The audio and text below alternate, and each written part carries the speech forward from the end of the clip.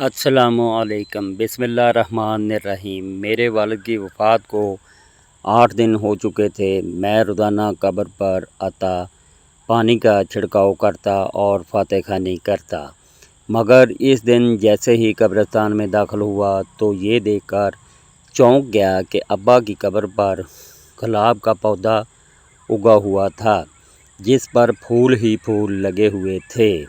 بہت سے لوگ ارد گرد کھڑے حیران نظروں سے یہ معجزہ دیکھ رہے تھے۔ پھر اچانک ایک عورت آگے آئی جس نے چہرہ ڈھانپ رکھا تھا۔ وہ کہنے لگی کہ میرے قدم قبرستان کی طرف اٹھ رہے تھے اور یہ میرا روز کا معمول بن چکا تھا۔ جس دن سے والد صاحب کا انتقال ہوا تھا، میں اس دن سے روزانہ قبرستان جا رہا تھا اور بلا ناغہ ان کی قبر کے اوپر فاتح خوانی کرتا۔ ابھی والد صاحب کے انتقال کو 8 دن ہی گزرے تھے اور ان 8 دنوں میں مجھے اچھی طرح دنیا کی حقیقت کے بارے میں معلوم ہو چکا تھا۔ میں جو اپنے والد کی زندگی میں بہت آزاد منش اور لاپرواہ سا لڑکا تھا، ان کے جاتے ہی جیسے مجھ پر ذمہ داریوں کا ایک پہاڑ ٹوٹ پڑا تھا اور میں بوکھلا کر رہ گیا تھا۔ یہی وجہ تھی کہ میں روز والد صاحب کی قبر پر آتا، ان سے اپنا دکھ اور تکلیف بیان کرتا، جس کے بعد مجھے اس بات کا یقین ہو جاتا کہ میرے سارے مسئلے حل ہو جائیں گے، اب میری ساری مشکلات دور ہو جائیں گی۔ والد صاحب کے ساتھ ساری باتیں کر کے میں پرسکون سا ہو کر گھر واپس لوٹ آتا اور پھر خالی گھر میں ان کی یادوں کے سہارے باقی وقت گزار دیتا۔ یہ دن میرے اوپر بہت کٹھن گزر رہے تھے اور یہ میں ہی جانتا تھا کہ میں کس طرح جی رہا ہوں۔ آج بھی فجر کی نماز کے بعد میں والد صاحب کی قبر کی طرف روانہ ہو گیا۔ میں جب تک ان کی قبر پر ہو کر نہیں آتا تب تک دل بے چین رہتا تھا، اور اس وقت جب میں قبرستان پہنچا تو وہاں پر لوگوں کی ایک بھیڑ سی لگ رہی تھی۔ میں بہت حیران ہوا کہ لوگ یہاں پر یہ سب لوگ کیا کر رہے ہیں۔ میں تیزی سے آگے بڑھا اور دیکھا کہ والد صاحب کی قبر کے اوپر گلاب کا ایک پودا اگا ہوا ہے اور اس گلاب کے پودے کے اوپر ڈھیروں پھول لگے ہوئے ہیں۔ میں حیرانی سے ان پھولوں کی طرف دیکھ رہا تھا۔ وہاں پر موجود لوگ بھی حیرت سے ان پھولوں کو دیکھ رہے تھے۔ وہ پھول بہت تازہ اور کھلے ہوئے لگ رہے تھے اور ان کی بھینی بھینی سی خوشبو ارد گرد کے ماحول کو تر و تازہ بنا رہی تھی۔ میں حیرانی سے ان پھولوں کو دیکھ رہا تھا۔ کل تک تو یہاں پر یہ پھول نہیں تھے اور آج ان کھلے ہوئے سرخ پھولوں کو دیکھ کر میرے دل کو عجیب سا سکون مل رہا تھا۔ جو لوگ وہاں پر موجود تھے وہ آپس میں باتیں کر رہے تھے۔ ارے آج تک کبھی ایسے گلاب نہیں دیکھے جس طرح کے اس قبر پر اگے ہوئے ہیں۔ مرحوم یقیناً بہت نیک فطرت اور اچھی عادات کے مالک ہوں گے، تبھی تو اللہ نے ان کے اوپر کرم کیا ہے۔ لوگوں کی یہ باتیں سن کر میرا سینہ فخر سے چوڑا ہو گیا تھا اور میں بے اختیار بھیگی ہوئی آنکھوں سے ابا کی قبر کی طرف دیکھ رہا تھا۔ دل ہی دل میں ابا کے اوپر رشک کر رہا تھا۔ ان کی زندگی اور ان کی سادگی میری نگاہوں کے سامنے گھوم رہی تھی۔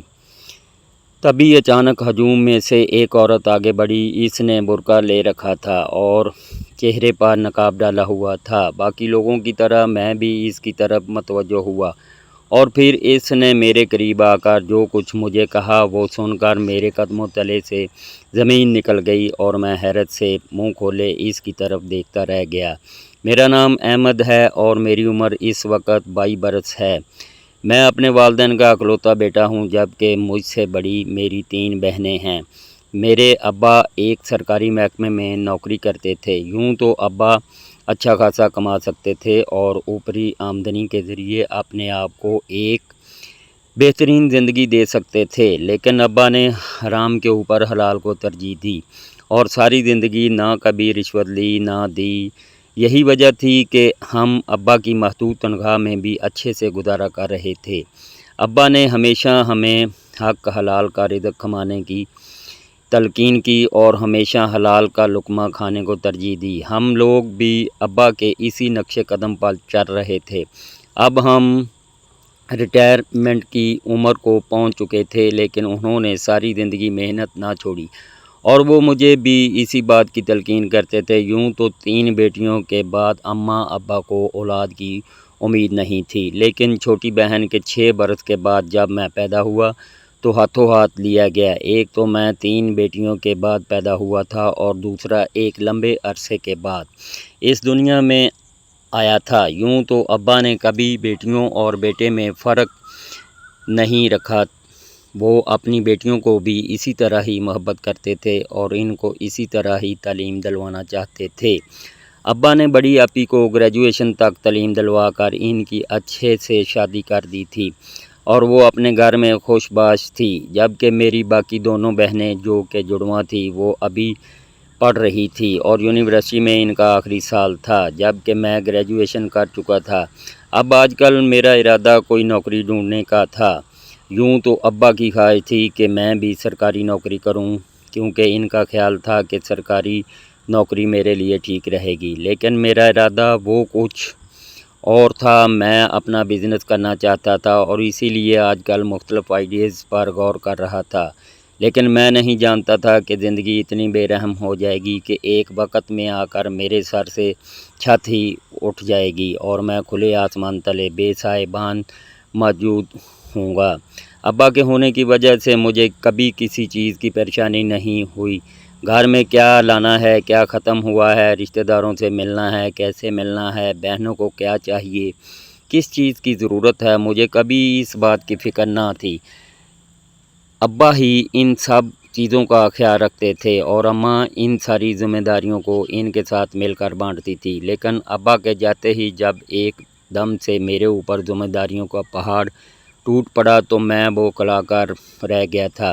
ابا اچھے بھلے ٹھیک ٹھاک تھے، ابھی اگلے ہی مہینے ان کی ریٹائرمنٹ ہونے والی تھی اور اس حوالے سے آج کل وہ کافی اور اداس تھے۔ ان کا کہنا تھا، بیٹا میں نے ساری زندگی نوکری کر کے گزار دی، اب جب یہ سوچتا ہوں کہ گھر پر فارغ بیٹھ کے کیا کروں گا تو دل گھبراتا ہے۔ ابا کی بات سن کر میں ہنس دیتا اور کہتا، ابا لوگ تو گھر پر رہ کر سکون بھری زندگی کو پسند کرتے ہیں اور آپ کہہ رہے ہیں کہ میرا دل گھبراتا ہے۔ آپ اپنی ریٹائرمنٹ کو انجوائے کیجئے گا، اماں کے ساتھ سب رشتہ داروں کی طرف ایک ایک چکر لگا کر آئیے گا اور پھر ہو سکے تو یوں ہی گھومنے چلے جائیے کریں اور دوستوں یاروں میں محفل جما لیا کریں۔ بہت سارے مشاغل ہیں، آپ کوئی بھی مشغلہ اپنا سکتے ہیں۔ لیکن ابا اداسی سے مسکرا دیتے اور کہتے، بیٹا یہ سب کچھ وقتی ہے، میں وقتی طور پر تو ان سے خوشیاں کشید کر سکتا ہوں، اپنا وقت گزار سکتا ہوں، لیکن ایک لمبے عرصے کے لیے ایسا کرنا ممکن نہیں۔ میں کاروبار کرنے کا سوچ رہا ہوں اور مجھے پوری امید ہے کہ تم اس میں میرا ساتھ دو گے۔ ابا کے منہ سے یہ سن کر میں بے اختیار چونک گیا اور بولا، ابا میں خود بھی کاروبار کرنا چاہتا ہوں، میں یہ نوکری نہیں کرنا چاہتا، میں چاہتا ہوں کہ ہم کاروبار کر کے اپنی زندگی کے معیار کو بہتر بنائیں اور مزید سہولتیں حاصل کریں۔ اگر آپ کا ساتھ مجھے مل جائے گا تو میرے لیے اس سے بڑی خوش نصیبی اور کیا ہو سکتی ہے۔ ابا مسکرا دیے اور بے اختیار میرے سر پر ہاتھ رکھ کر مجھے دعائیں دینے لگے۔ ایک دم میرا دل کسی خیال سے چونکا تھا۔ ابا نے کاروبار کا ارادہ یوں ہی نہیں ظاہر کیا، اس کا مطلب ہے کہ وہ میرے دل کی بات جانتے تھے، میرے اندر کیا چل رہا تھا۔ انہیں اس کشمکش کی خبر تھی۔ یہ سوچ آنے کی دیر تھی کہ میں بے اختیار ممنونیت سے ابا کی طرف دیکھنے لگا، جن کا چہرہ میری محبت سے چمک رہا تھا۔ ہم باپ بیٹا روز مختلف کاروبار کے آئیڈیاز پر ڈسکس کرتے اور خود ہی انہیں ریجیکٹ کر دیتے۔ میں تو سوچ سوچ کر پاگل ہو گیا تھا کہ کیا کرنا چاہیے، مارکیٹ میں کس چیز کی ڈیمانڈ ہے۔ میں وہ کاروبار کرنا چاہتا تھا جو فوراً ہی مارکیٹ کی ڈیمانڈ کے مطابق پروان چڑھ جائے اور پھر میں اس میں سے اپنے خرچے نکال کر گھر کے لیے بھی کچھ بچا سکوں، کیونکہ مجھے گھر کی زیادہ فکر تھی۔ گھر کا خرچہ لازمی چلتا رہنا چاہیے تھا اور اسی سوچ وچار میں کافی دن گزر گئے۔ ابا آج کل اپنی طبیعت کی بے چینی اور گھبراہٹ کا بہت ذکر کرتے تھے۔ ایک دن تو ان کی آدھی رات کو طبیعت اتنی خراب ہو گئی کہ وہ گھبراہٹ کے مارے اٹھ کھڑے ہوئے اور صحن میں آ کر ٹہلنے لگے۔ میں چونکہ اس وقت اپنے کمرے میں جاگ رہا تھا، ابا کو صحن میں ٹہلتا دیکھ کر فوراً باہر نکل آیا اور پوچھنے لگا، ابا کیا بات ہے، آپ رات کے اس پہر کیوں ٹہل رہے ہیں؟ تو کہنے لگے، بیٹا میری طبیعت بہت گھبرا رہی تھی، بے چینی سی محسوس ہو رہی ہے، بس اسی لیے باہر نکل آیا۔ میں نے ابا کو فوراً پانی پلایا اور پوچھا، اگر آپ کی طبیعت زیادہ خراب ہے تو ہم ڈاکٹر کے پاس چلتے ہیں، لیکن ابا نے منع کر دیا اور کہنے لگے، نہیں، اس کی کوئی خاص ضرورت نہیں ہے، میں پہلے سے بہتر محسوس کر رہا ہوں۔ تاہم ابا کی زرد پڑتی رنگت اور ان کا مرجھایا ہوا چہرہ مجھے کسی پریشانی میں مبتلا کر رہا تھا، لیکن میں نہیں جانتا تھا کہ وہ پریشانی مجسم حقیقت کا روپ دھار لے گی جب اگلے ہی دن ابا اچانک دل کا دورہ پڑنے کے باعث انتقال کر جائیں گے۔ ابا صبح کے وقت بالکل ٹھیک ٹھاک دفتر گئے تھے اور ان کی طبیعت ٹھیک تھی۔ دفتر پہنچ کر وہ کچھ دیر کام میں مصروف رہے، لیکن تھوڑی دیر کے بعد اپنا سینہ مسل رہے تھے۔ وہاں پر موجود ان کے کولیگ نے انہیں کہا بھی، سرفراز صاحب، اگر آپ کی طبیعت ٹھیک نہیں تو آپ گھر چلے جائیں، لیکن ابا کہنے لگے، نہیں، میں ٹھیک ہوں، بس گرمی کی وجہ سے طبیعت گھبرا رہی ہے۔ ابا نے پھر بھی چھٹی نہیں لی اور کام میں مصروف رہے، اور اسی دوران ان کے دل نے دغا بازی کر دی اور وہ اس دنیا سے ہی کوچ کر گئے۔ انہیں ہسپتال لے جانے کی نوبت ہی پیش نہ آئی۔ دفتر والوں نے جب انہیں میز پر گرے دیکھا تو ایک دم ان کی طرف بڑھے، لیکن تب تک بہت دیر ہو چکی تھی۔ ابا اس دنیا سے اپنا تانا توڑ چکے تھے۔ گھر پر جب یہ خبر پہنچی تو ہم سب کے اوپر ایک قیامت ٹوٹ پڑی تھی۔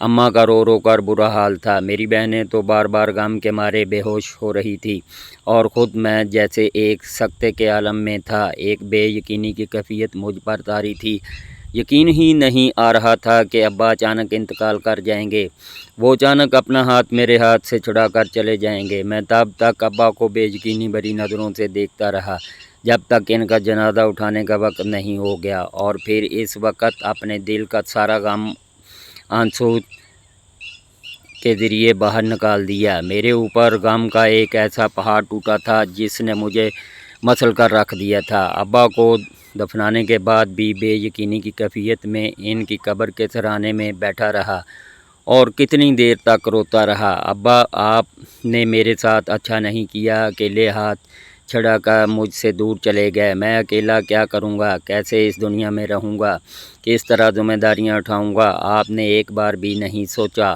آپ کا ننھا سا احمد کیا کرے گا؟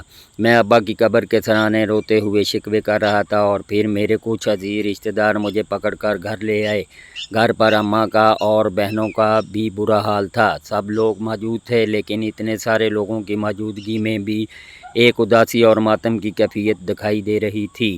یقین نہیں آ رہا تھا کہ ابا اس دنیا سے چلے گئے ہیں۔ میں ہر روز ابا کی قبر پر جانے لگا، کیونکہ ابھی تک میں ان کے غم سے باہر نہیں آ سکا تھا، اور شاید یہ غم ساری زندگی کا ہی تھا۔ صبح سویرے فجر کی نماز پڑھنے کے بعد میں قبرستان آ جاتا اور کتنی ہی دیر ان کی قبر پر بیٹھا رہا تھا۔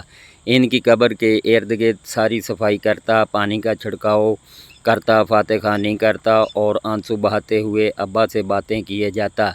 جب دل کا بوجھ قدرے ہلکا ہو جاتا تو اٹھ کر گھر آ جاتا، لیکن آج جب میں قبرستان پہنچا اور وہاں پر لوگوں کے ہجوم کو دیکھا تو تیزی سے آگے بڑھا، اور پھر ابا کی قبر پر کھلے ہوئے گلابوں کا ایک پودا دیکھ کر حیران رہ گیا۔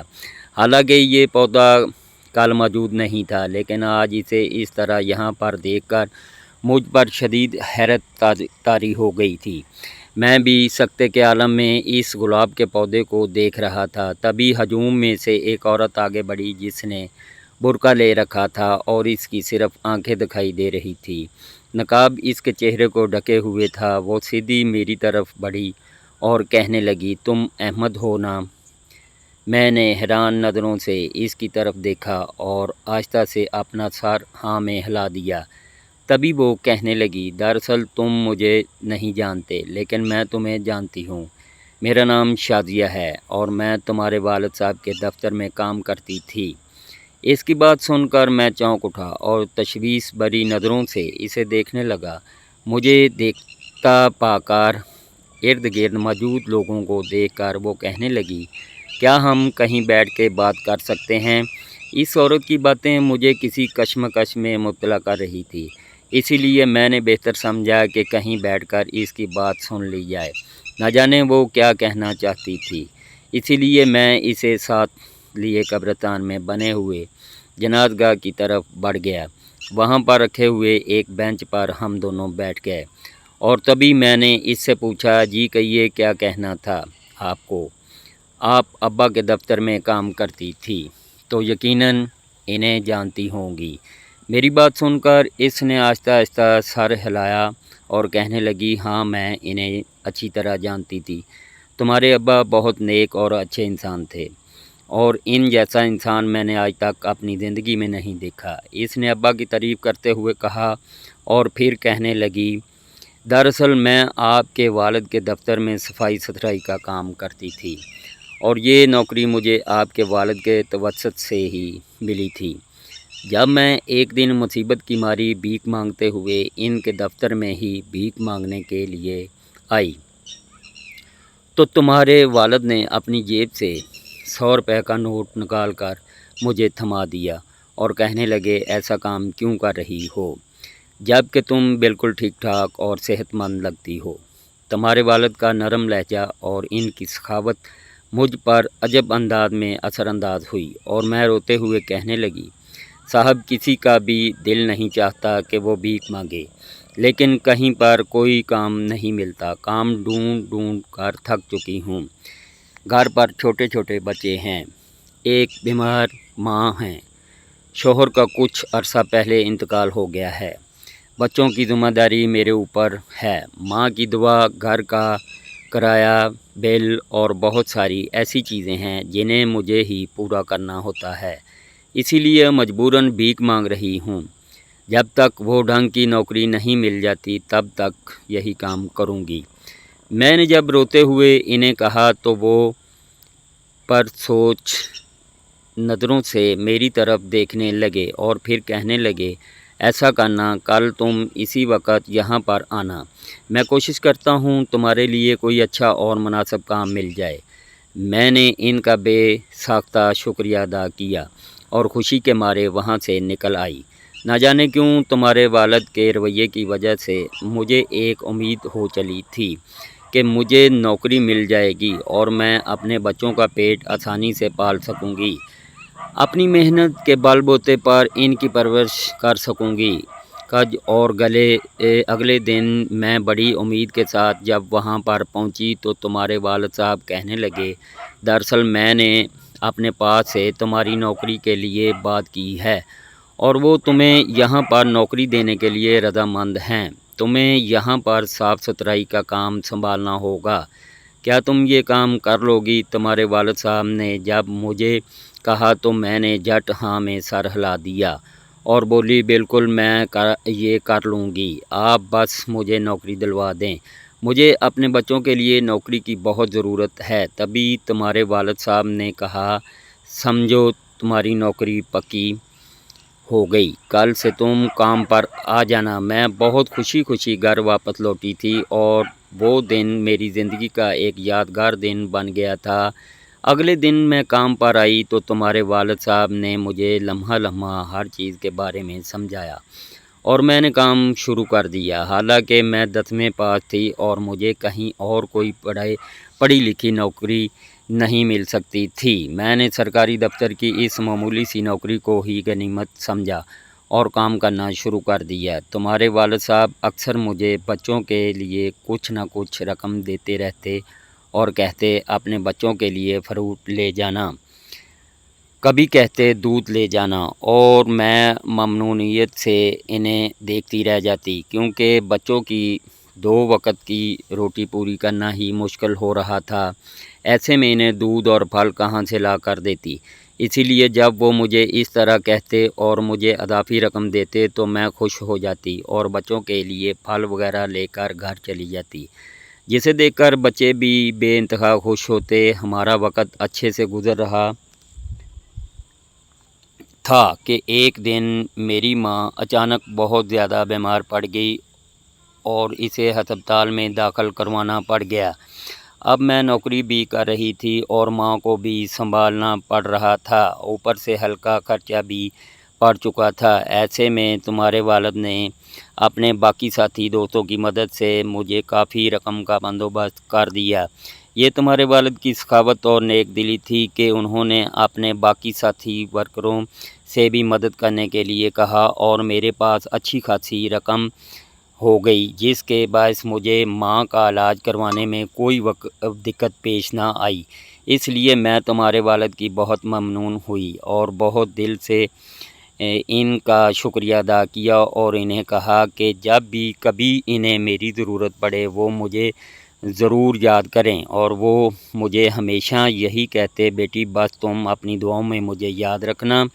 मेरा एक ही बेटा है अहमद, तुम दुआ करना कि अल्लाह इसे ऊंचे मकाम पर पहुंचाए और वो हमेशा हलाल रिज़्क़ कमाए। तुम्हारे वालिद की ये बात सुनकर मैं दिल में आमीन कहती। वो अक्सर तुम्हारा ज़िक्र करते थे और इनका ज़िक्र हमेशा तुम्हारी मोहब्बत से लबरेज़ होता था। तुम्हारे वालिद ऐसे दरवेश सिफ्त और सादा तबीयत के इंसान थे कि कोई भी इनकी संगत में बोर नहीं होता और शायद इनके इर्द गिर्द कोई भी ऐसा शख्स नहीं जो इनकी सहावत से फैज़याब ना हुआ हो।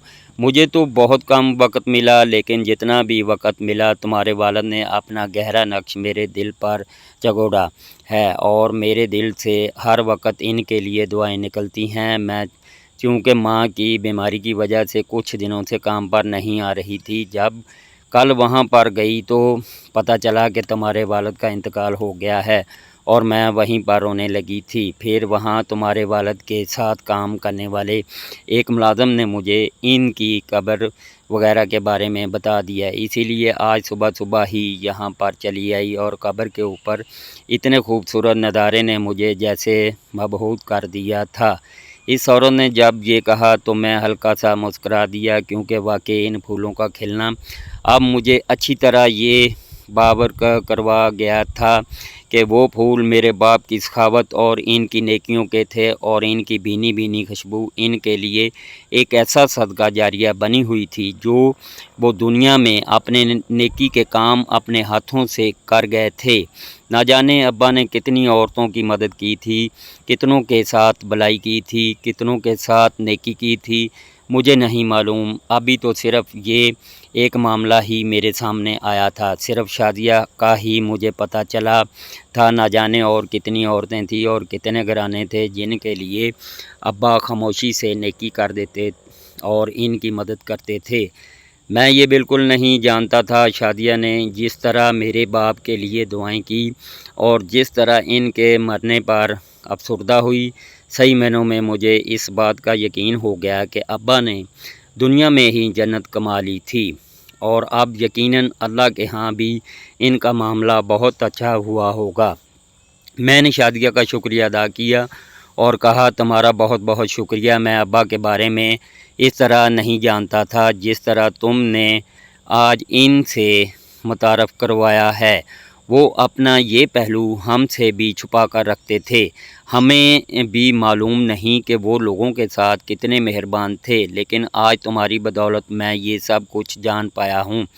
तुम्हारा बहुत बहुत शुक्रिया। मैंने शादिया का शुक्रिया अदा किया और इसे कहा, जब भी तुम्हें किसी भी चीज़ की ज़रूरत हो या किसी मदद की ज़रूरत पड़े तो बिला झिझक हमारे पास आ जाना। मुझसे जो हो सका मैं तुम्हारे लिए करूँगा। बस मेरे वालिद साहब को हमेशा अच्छे अल्फाज में याद करना और इनके लिए दुआ करती रहना। मैंने जब शादिया से कहा तो वो कहने लगी, भला ये भी कोई कहने की बात है, आपके वालिद के लिए मेरे दिल से हमेशा दुआएं निकलती हैं और मैं हमेशा इनके लिए अच्छे अल्फाज ही कहती हूँ।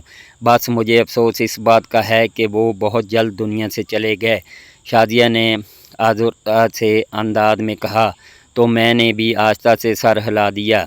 घर वापसी पर मेरा दिल एकदम मुतमईन और शाद हो चुका था। अब्बा की कब्र पर खिलने वाले वो गुलाब इनकी नेक दिली की, इनकी सखावत और इनकी दरिया दिली के सबूत थे जो अल्लाह के यहाँ बेहद पसंदीदा थे। और मैं अब जान पाया था कि मेरा बाप कितना अच्छा और कितना नेक इंसान था, जो दुनिया और दुनिया वालों के दर्द को अपने दिल में लेकर चलता था। अब्बा ने इस अकेली औरत की मजबूरी को समझ लिया और फ़ौरन इसे काम दे दिया। अब्बा को यही डर होगा कि कहीं वो किसी गलत रास्ते पर ना चल पड़े, कहीं लोग इसकी मजबूरी का फ़ायदा ना उठाने लग जाएं, इसीलिए इसे सफाई सुथराई का काम दे दिया। हालांकि मैं अच्छी तरह जानता था कि अब्बा के दफ्तर में दो दो मुलाजम आते थे जो सफाई का काम करते थे। ना जाने अब्बा ने किस तरह इन्हें एडजस्ट किया, किस तरह इस औरत को वो काम दिया, मुझे इस बात की खबर नहीं, लेकिन इनके मरने के बाद इनकी ज़ात के इस पहलू ने मुझे हकीकी तौर पर खुशी दी थी। और मैं जो इतने दिनों से अब्बा के जाने पर बेहद उदास था, आज मेरा दिल कुछ हल्का फुल्का हो गया था और अब्बा के बारे में सोचकर मैं मज़ीद मुतमईन होता जा रहा था। सच कहते हैं कि किसी के साथ की गई नेकी कभी रैगा नहीं जाती है। इस नेकी का सिला दुनिया में ना सही लेकिन मरने के बाद ज़रूर मिलता है। और जिस तरह अब्बा को खूबसूरत अंदाज में मिला था, मैं बेहद मुतासर हुआ था और मैंने सोच लिया था कि मैं अब्बा के नक्शे कदम पर चलने की कोशिश करूँगा। जिस तरह अब्बा ने अपनी ज़िंदगी गुजारी, मैं भी वैसे ही ज़िंदगी गुजारूँगा और इसी तरह लोगों के साथ नेकी करके इनकी दुआएं समेटूँगा। इस सोच का आना था कि मेरा दिल इत्मीनान से भर गया और मैं घर में दाखिल हुआ, जहाँ पर अब मेरी ज़िम्मेदारियाँ मेरी मुंतज़र थी और मुझे इन्हें मुस्करा कर निभाना था, बिल्कुल अपने बाप की तरह। ख़त्म शुद। अल्लाह पाक हर मुसलमान को अपने हिफ्ज़ व ईमान में रखे। आमीन सुम्मा आमीन या रब्बुल आलमीन। अल्लाह हाफ़िज़।